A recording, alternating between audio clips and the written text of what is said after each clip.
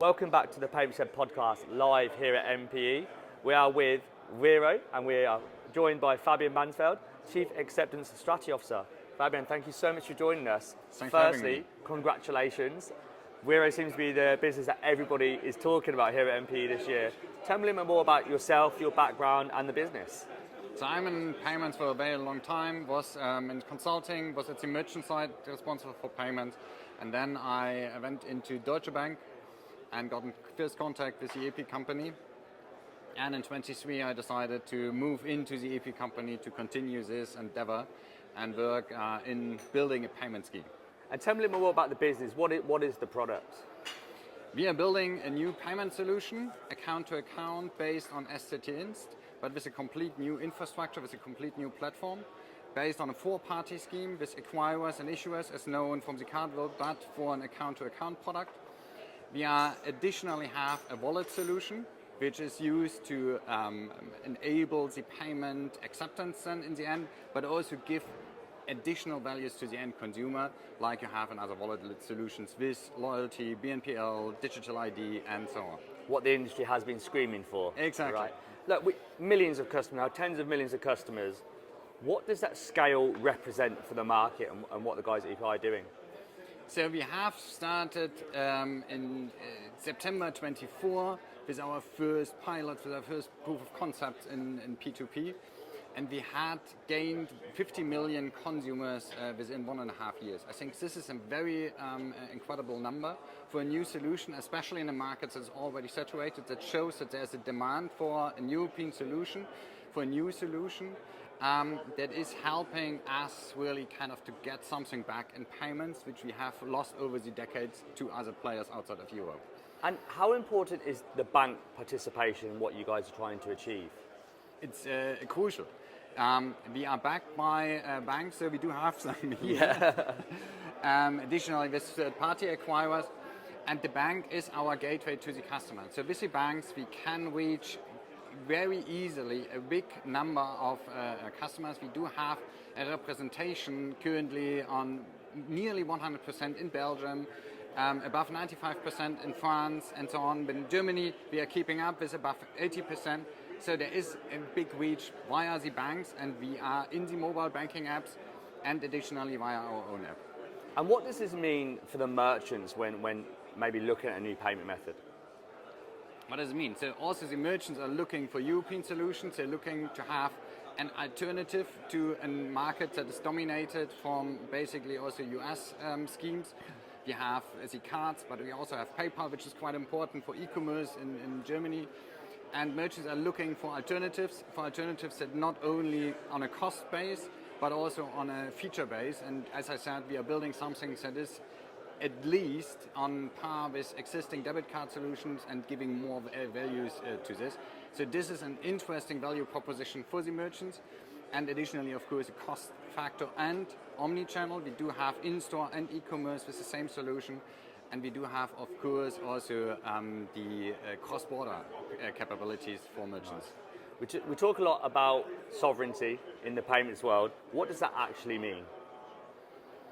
It means kind of creating a way out of having the dependencies on the US American scheme. So if you are traveling currently through Europe, the only way to have payment all the time is US based. Yeah. So what we need to create is an alternative. So we are building a Wero solution, but at the same time we are building also the interoperability with very strong European local solutions like Bizum, MPE Pay, Bancomat Pay, and Vipps Mobile Pay, with the Euro PR coalition, which is something to speed up the interoperability and not to wait until we have sorted out which is the future and so on, but really to work together to create and reach. And we have currently 130 million customers altogether, and we are talking to more solutions and expanding into more countries. And how does then Wero compare to digital wallets and other card options? It is a digital wallet compared to a card, as I said, functionality parity at least, with added values additionally, because the consumer tend to want to have it all in one. And also we need to get in the daily habit of the consumer. So we need to create as much as possible options for the consumer to pay and create these opportunities. It makes quite good sense, really, when you've got so many merchants and consumers that maybe consumers weren't aware they needed it, but being offered it is kind of that game changer, right? That's the reason why we have this two wallet or two channel strategy with our standalone app, but also integrated in the banking app, because the barrier to activate customers, to enroll customers, is much easier if it comes through the banking app. So trust and security are very crucial factors for the consumer.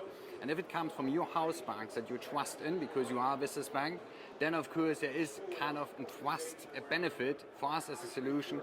You just click on I accept the terms and conditions and you can enroll. A standalone app gives us in the future more possibilities because we can develop things faster, we can enroll things faster to the consumer. And there's also synergies because it's only one app for all the banks. But for now we are doing this dual strategy. Banks decide currently which one, and we have more and more banks that are committed to do both. Yeah. And this is the way where we reach the consumer. And what does the roadmap look like for kind of e-commerce deployment?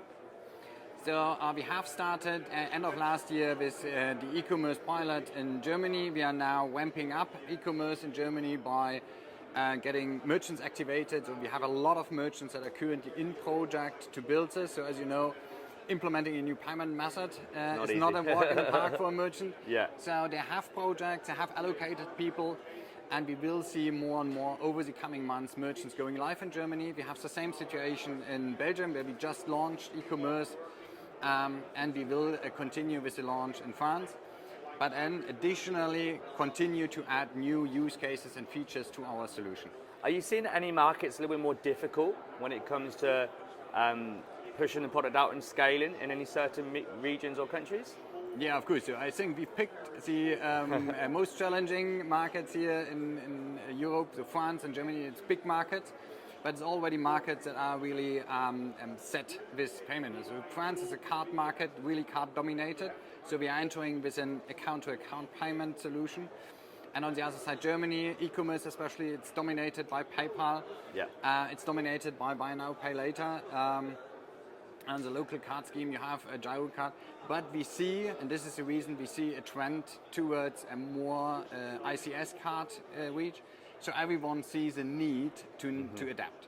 And that's also my task, to convince merchants not to wait until other merchants have launched, because if we just do the wait and see, then we will never succeed. Then we will never move away from existing solutions and create something new.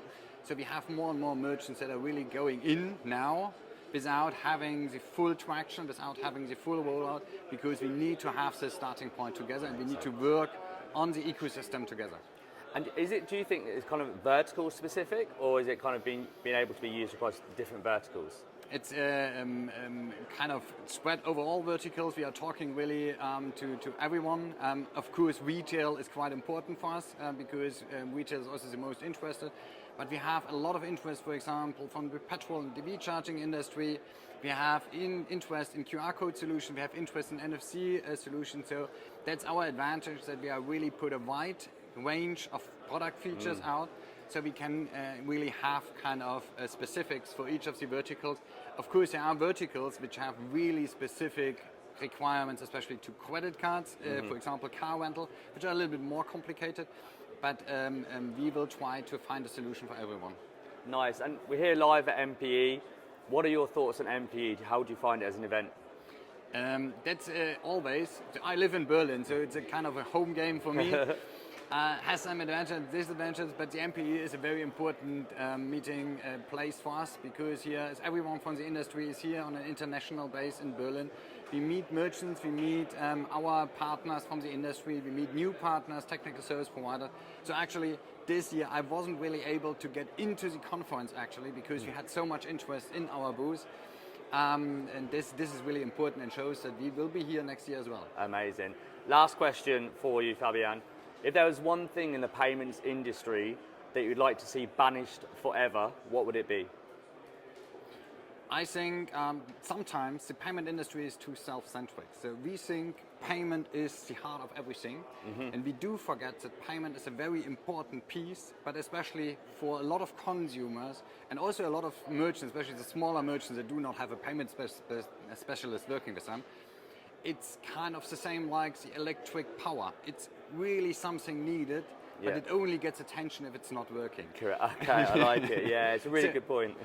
so we need sometimes in the payment industry do a step back and really ask the people about, and not say, I think the best UX for the consumer is pong pong pong, without asking actually the consumer, because we think we are the consumer, which we are not, because we are payment experts and we have a completely different view. I couldn't agree more. Fabian, thank you so much for your time. Have a great rest of time at the event. Thank you.